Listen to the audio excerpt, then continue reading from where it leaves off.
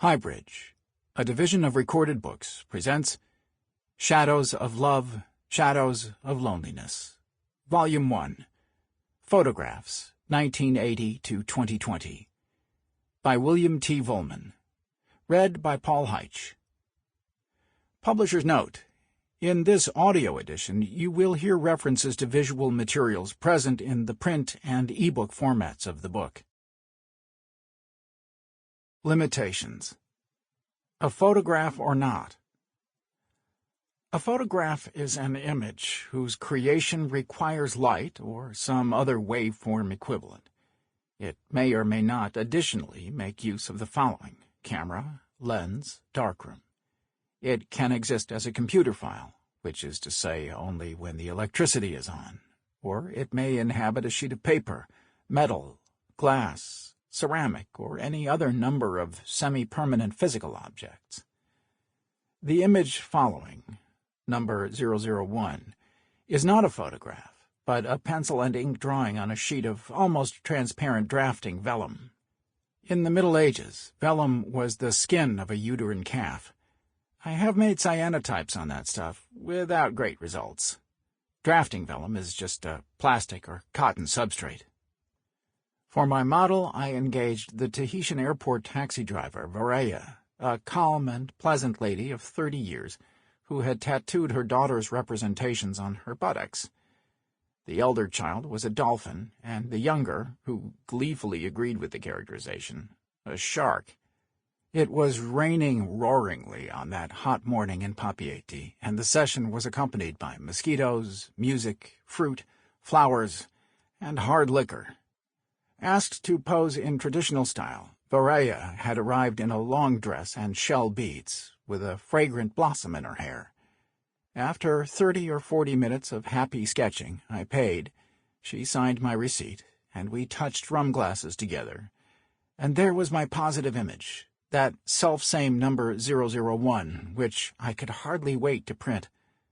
Although degraded here down to 2 colors, not to mention extremely miniaturized, so as to reduce the price of this book, my publishers were looking out for you. It actually contains graphite, chalk, pencil, sanguine chalk, and black ink. Yes, as you can see, Varaya's likeness most definitely was a positive, but listen on. To make a photograph from it, which I got around to doing 3 months later, I laid down that sketch inside a printing frame, which consists of a glass-fronted box whose hinged back closes under spring tension. The drawing, which could at this point fairly, if suddenly, be called a negative, was now snugged up against a slightly larger piece of heavyweight watercolor paper which I had painted an hour before with the following photosensitive emulsion: black watercolor, first diluted in gum arabic to a thinness certified by intuition, and then mixed with potassium dichromate, a chlorinish-smelling compound whose toxic crystals are a beautiful orange.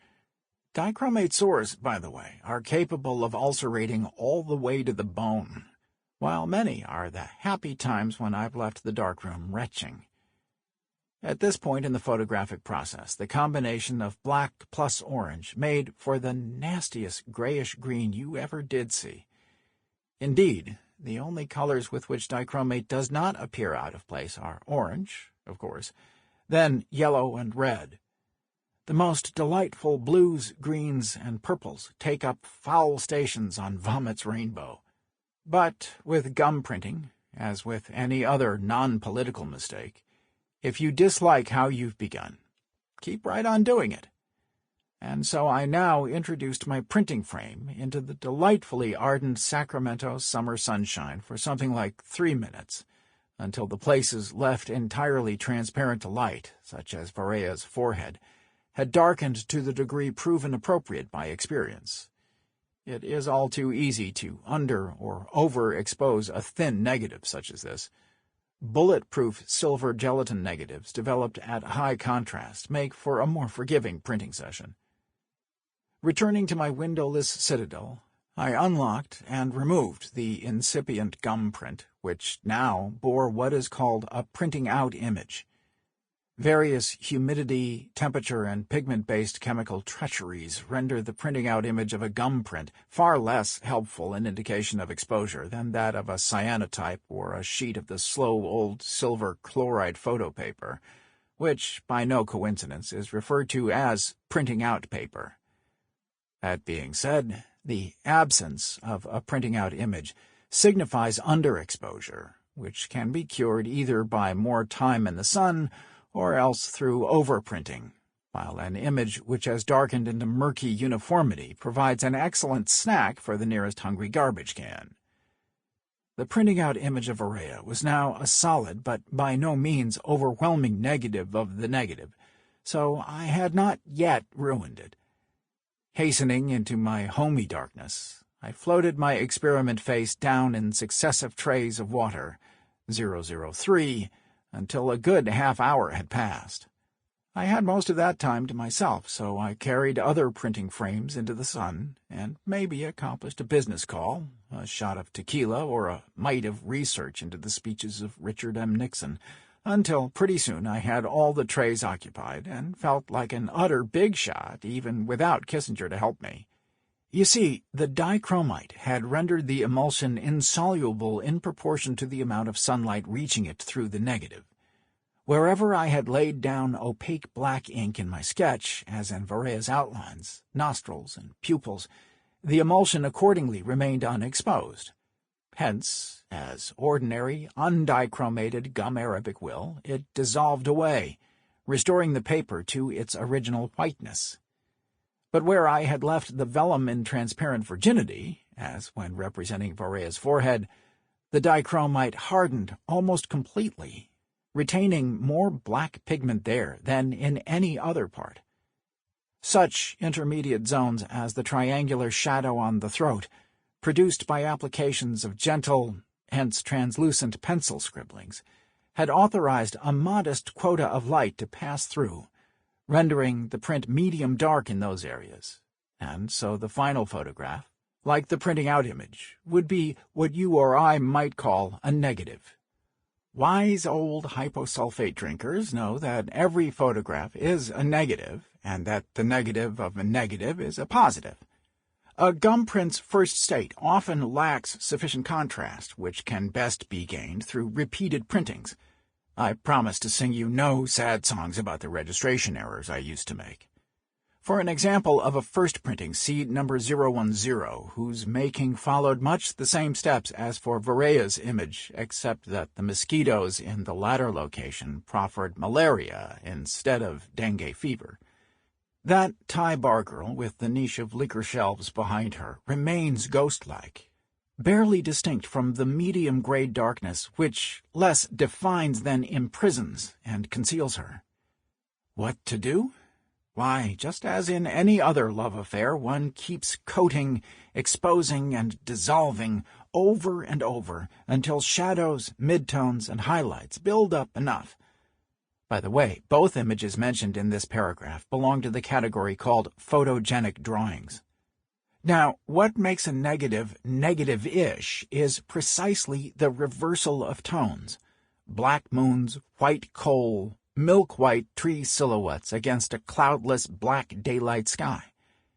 As a photographer and a printmaker, I try to carry out my so-called artistic process as lazily as possible, pitying the poor woodcarver condemned to carve away every last inch but for his outlines.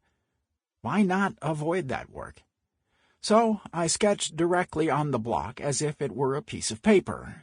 Then I carve out each line, because that requires ever so much less toil than carving away everything but the line.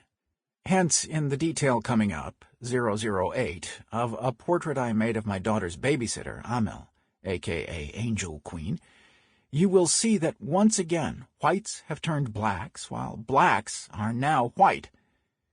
Come to think of it, my block prints could fairly be called double negatives because, unlike as in 002 or any other contact-printed photograph, the orientations, as well as the tones, have been flipped, making for mirror images. See Art Volume, Remarks on 078 to 080.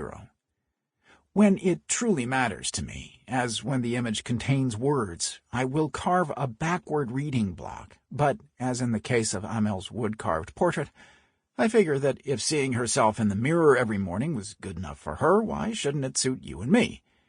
And in my large Neva block, Art Volume 287 foldout, spontaneity of line and ease of process were likewise my priorities. Whether the final print conveys a mirror image or a correct reading one of what I made on the block is a matter of indifference to me. In short, I would rather bend with the wind than do anything right. My father always used to say that there is one right way and there are many wrong ways. Whether or not this is true, certain wrong ways, so I have heard, are delicious. False colors. Smudgy highlights. Of the many photographs in this book which came into being without a camera, most are gum prints, because this slow, toxic, grainy, superficially underwhelming process has captured my love. Here is one reason. As the color plates will prove, a black and white negative may be gum printed in any combination of colors. When it comes to colors, I prefer the mineral variety. I happily remember the friendly young woman whom I met one winter morning in Kazakhstan. According to opposing definitions, the century either had just turned or was now turning. It was 2001. Can I say that it was or was not her polka-dotted headband which attracted my gum printer's gaze? She permitted me to photograph her with the 100mm macro lens of my all-manual Contax S2 camera, a masterpiece of reliable durability which I had brought with me on account of the cold. The machine's inability to autofocus lost me a few close scenes which needed to be captured in an instant. On the other hand, that beautiful portrait lens, which cost me $4,000 when I bought it in 1994, possesses stunning sharpness, at least when it is not too far racked out. And who was my new acquaintance? My field notes remind me that I met her in a park, not far from a church. I never learned her name. She was kind to me for a moment, after which I never saw her again. And so it might be fairly asked what her portrait means to me. I do feel that, in a way, I know her. After hours of printing her face, resting my grain focus magnifier upon her eyelashes, transferring her image from tray to tray, then washing, toning, washing again, squeegeeing, and all the rest, I might recognize her on sight, assuming that in 20 years her appearance has changed less than mine. But why remember her face and not somebody else's? As I approached her, following my breath steam and warming my mittened hands in my pockets, I began to hope that she might pose for me if I asked her properly. And she did. That was all. Then I forgot all about her.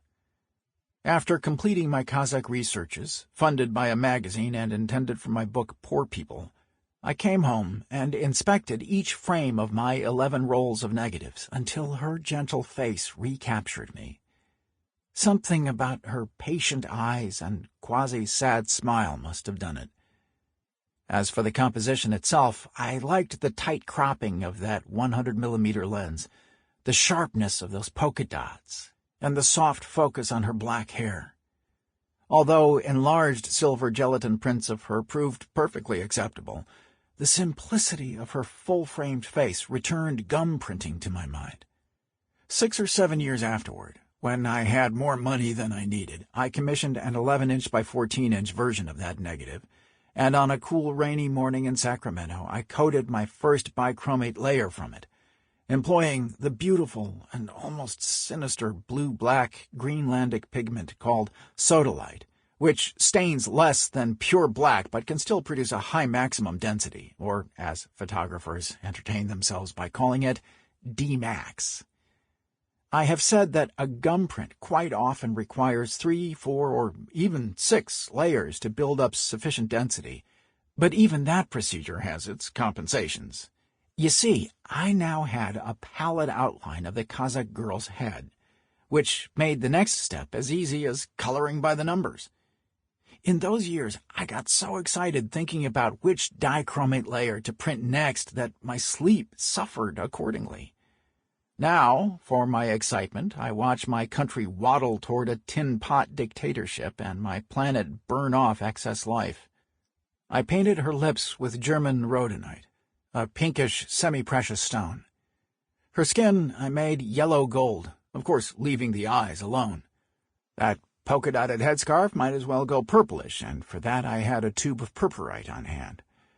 Each watercolor having been thinned with gum arabic and mixed with the dichromate sensitizer, I was, in fact, coating my print with 3 separate emulsions, so that I could print this second layer all in one go. And the gum process did its peculiar work. Where the girl's scarf had been white, the negative went black, which is to say opaque, blocking light so that the print could likewise stay white. And what light mischief do you suppose the negative's transparent polka dots facilitated? By now she smiled at me more vividly, growing almost real thanks to her 4 colors. Of course, certain edges looked a little crude where I had filled in the various zones with the timidity or excess of a mere mortal, so it came time to reimpose a touch of unity in the interest of making gum printing great again. For the 3rd layer, I therefore coated the whole sheet with ivory black. It looked as if I had just ruined the photograph, and in my time I have sometimes accomplished exactly that, because all black pigments can stain watercolor paper forever. As I write this, anxiety over such hypotheticals requires me to dial down my pacemaker. But I had learned from my first mistakes, which dated back to the Jurassic era, to keep blacks' concentrations lower than, say, turquoises, for the latter almost never stains. For additional safety, I now shortened the exposure time, better ensuring that the sunlight could penetrate the negative only where it was transparent, which is to say only where there were true darks, the Kazakh lady's nostrils, pupils, eyebrows, etc., not to mention those polka dots. After her triple-layered image had floated in its various water baths, the eyeballs had evolved into crisp black, the polka dots were blackish purple, and all the tones began to harmonize. 2 more hyper-cautious black printings, and I was satisfied. That 2nd layer, barely visible now, the one of rhodonite, quinacridone gold, and purpurite, had, however minimally, established the verisimilitude of discreetly plausible false color. What color had her polka dots actually been? How the hell should I remember? For one thing, I am moderately colorblind, but since I claim to honor reality, and since reality comes in colors, why do I seldom shoot in color? The short answer is permanence. You may well not care about that at all. Kawabata versus Balzac. To get right down to it, is a gum print dreamily or hatefully smudgy? That likewise depends on your taste. But let us make a visual comparison of 3 of the various hand-coated emulsions, which you will hear about in this book. This gum print, which, like the Kazakh girl's portrait, but unlike Varea's and those other photogenic drawings, was contact-printed from an 11-inch by 14-inch enlarged copy of a 35mm black-and-white negative, bears many colors. So what you see here is especially diminished. Well, so am I. In 014, my raking brushstrokes appear more egregious than they were, without color to mask them. Blame my poor publishers, who could not see their way to produce a $1,000 book with photochemical scratch and sniffs. At any rate, this miniature reproduction reveals a gum print's typical excellent contrast. Extreme graininess. After the final clearing process, the watercolor reduces into pigment dots, not unlike those of a screen-printed newspaper, and limited detail. While the Puangmalai blossoms possess considerable distinctness, the lady's vulva remains darkly vague enough to reassure any number of prudes, this being an artifact of exposing low-speed film in a dimly lit room, which compelled me to stop my lens wide open and therefore forego depth of field. As it happens, the bichromate process accentuates all such tendencies. That is why it lends itself to close and simplified subjects, such as the Kazakh girl's full-face portrait. The next trio of images shows equivalently magnified details of 3 photographs. The first derives from this selfsame Pongmalai garland. The second comes from a platinotype, platinum print, whose entirety will appear in number 493. The difference in resolution between 015 and 016 speaks for itself. The third, 017, is a blow-up from a cyanotype, or old-timey blueprint emulsion, contact printed from an 8-inch by 10-inch silver gelatin negative portrait of 2 young Mexicans in baseball caps who posed for me in the Mexicali Valley circa 2000. Why, therefore, would anyone prefer gum to platinum or even cyanotype? For the same reason that a reader's taste might turn to Kawabata over Balzac, Bruno Schultz over Julius Caesar. In my documentary work, I seek maximum depth of field, maximum shadow detail, because why not honor every grain of reality that I can? Were I a millionaire, I might print nearly everything in platinum from large-format silver gelatin negatives. Silver, since any hypothetical platinum negative emulsion shot through a lens or pinhole would require hours for image capture. Cyanotypes are quite acceptable, provided that one does not mind blue images. And, as the photographer Kent Layson likes to remind me, the medium remains of infinitely less consequence than the content. A gum print, on the other hand, is a meditation, whose infinities are represented not by multiple hyper-micro-clarities, but by ambiguities.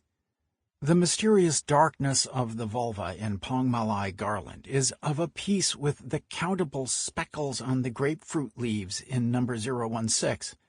I cannot say which I prefer. For Kent the choice is apparent. In company with many of my friends, he despises poor Bill's smeary old gum prints. One of photography's most basic aesthetic choices lies in the degree of sharpness, as when a portrait artist emphasizes a perfectly focused face against a deliberately blurred background. And there are times when a woman of a certain age, such as my alter ego Dolores, who feels younger than I look, would rather be gum-printed than platinotyped, in hopes of hiding her wrinkles. Gum printing is addictive, hence toilsome, carcinogenic, forgiving, and cheap. Platinum printing is insanely persnickety, only moderately unhealthy, unexcelled in rendering highlights, and most certainly expensive. Both processes make for permanent prints. While I now can produce good platinotypes reliably, I simply cannot afford to become expert at this craft. For one thing, due to the cost of that noble metal, one coats platinum best with a glass rod. A brush might ensure a more thorough coating, or then again an annoyingly inconsistent one.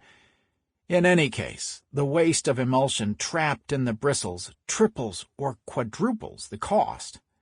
With a rod, the most apparently imperceptible coating error cannot be remedied, reappearing in the image as a streak, or worse, 253 to 254, and if the humidity is insufficient, or the iron sensitizer, whose chemical composition curiously resembles that of the fertilizer bomb set off by Timothy McVeigh at Oklahoma City, is too old, then the platinotype's tones may be uneven, or the final result can resemble a bad photocopy. It is peculiarly educational to print all day, ingesting queasiness-making chemicals and pissing away cash in order to produce images best used for collage scraps, although many a bad platinotype can be saved by printing a layer or two of gum over it. Bichromate's low resolution means that enlarging 35mm silver gelatin negatives to 8-inch by 10-inch or greater can easily result in a gum print comparing not unfavorably to one whose original negative was 8 inches by 10 inches. one can manage a platinum print from an enlarged 35mm negative, which, inspired by a stunning exhibit of Irving Penn's Platinatype portraits, I have occasionally done. But platinum's remarkable level of detail can betray such corner-cutting. Taking full advantage of the resolving power of 8" by 10" sheet film requires exposing it in an 8 by 10 camera, which is heavy and bulky and which usually, although see 132, I have substituted the roof of a parked car, getting adequate 5-minute night exposures without flash or strobe, must ride upon an even heavier tripod. Next comes a loop for fine focusing upon the camera's ground glass.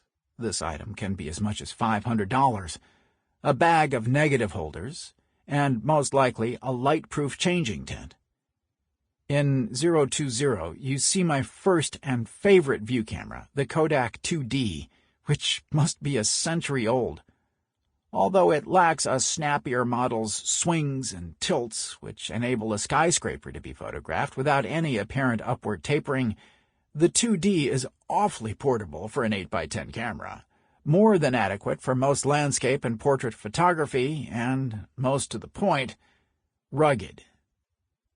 What if a photographer rejects such bulky toys but continues to crave the bichromate superior detail of 20th century silver gelatin photography? Then one sets cheerfully forth with a pocket camera, such as one of my 35mm Contaxes, all of which can live in a day pack, some even hanging from a belt. Hence, 023, this portrait of my dear friend Paula Keith, a painter and rock singer whom I photographed in her garret one muggy summer in Portland, Oregon. The filmmaker Vanessa Renwick said of her at this time, "Her eyeballs are so goddamn black in her pale face, they're like holes cut in a sheet of white paper with night coming through them." I expanded Paula's sweet image to 11 inches by 14 inches, my favorite photo printing format, in the happy orange dimness of the darkroom, while listening to bluegrass on my ghetto blaster and trudging back and forth from timer to trays to enlarger. Had someone given me sufficient platinum money, I could eventually have made a large format Platinatype of Paula. But the virtues of a pocket camera are ease, rapidity, portability, discretion. When I sleep in a homeless camp, I take one of my Contaxes. It gets the job done, and looks barely worth stealing, because how many imbeciles shoot film these days? And on a visit to the Beijing Opera, I composed the following portrait with expectations as dark as the venue itself, for here my film must be faster, meaning grainier, and coarse grain looks coarser under enlargement. I could not use a flash, of course, so I focused, literally, on the opera singer, waited for a moment that enticed me, fired the shutter. And now I must chant, "All hail silver halides." Although the lady begins to granulate at any significant level of enlargement, the resolution of this film remains astonishing. A silver's exposure speed is valuable all on its own.